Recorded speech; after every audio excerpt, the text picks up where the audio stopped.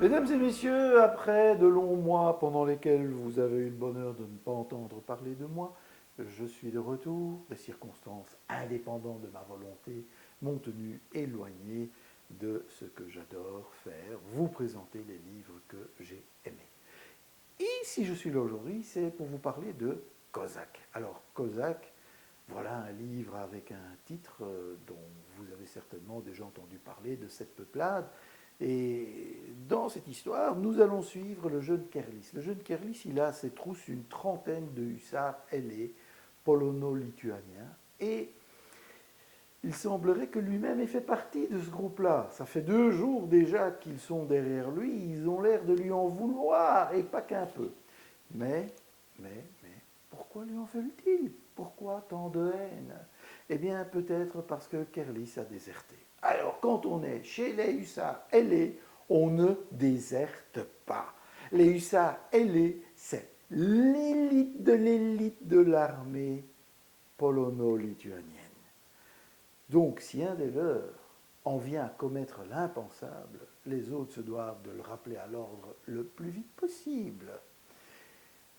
Pourquoi Kerlis a-t-il déserté? Posons-nous la question quelques instants. Eh bien, peut-être parce qu'il en a eu marre de voir tous ces massacres sur ordre. Le roi ordonne, les hussards exécutent, sans se poser de questions.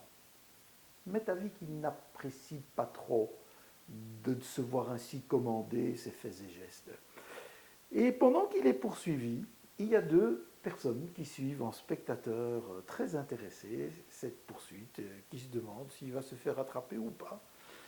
Parmi eux, il y a un vieux cosaque, et à ses côtés, il y a une jeune et belle tatare. Alors, ils font des petits paris, et à la fin de ces paris, le cosaque se propose, si Kerlis est toujours en vie, de l'inviter à venir faire partie du peuple cosaque. Où vivent-ils ces cosaques? Eh bien, il y en a qui vivent notamment en Ukraine. En Ukraine où ils sont pêcheurs, un petit peu d'agriculture de temps en temps, mais surtout ils louent leurs services soit au roi de Pologne-Lituanie, soit à l'empereur russe. Et puis, de temps en temps, pour améliorer l'ordinaire, on va un petit peu piller à droite et à gauche.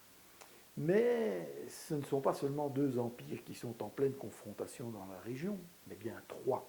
Il y a l'Empire ottoman d'un côté, l'Empire russe de l'autre, et puis le royaume de Pologne-Lituanie. Alors, mesdames et messieurs, cette bande dessinée, je ne peux que vous inviter à la découvrir le plus vite possible, parce que, en tant qu'Occidentaux, que savions-nous de ce qui se passait à l'est de l'Europe? Pas grand-chose. Quand nous entendions parler, c'était davantage de Moscou, et c'était plutôt de la politique soviétique ou de son successeur, un certain Vladimir P, je pense. Mais que savions-nous des peuples qui vivent dans la région, et notamment en Ukraine, dont on parle beaucoup? Alors, vous allez découvrir en lisant cette bande dessinée que les Ukrainiens ne viennent pas de nulle part et qu'ils ont peut-être des différences culturelles avec les Russes, et notamment un goût pour la liberté qui est très important. Merci de m'avoir suivi jusqu'ici, et je vous propose que nous nous retrouvions bientôt pour de nouvelles interviews. Parce que je ne vais pas me contenter de vous présenter des livres, j'espère bien continuer à interviewer de nouveaux auteurs, ou d'anciens, avec lesquels j'ai déjà eu beaucoup de plaisir, mais qui ont des nouveautés à nous présenter. Bye!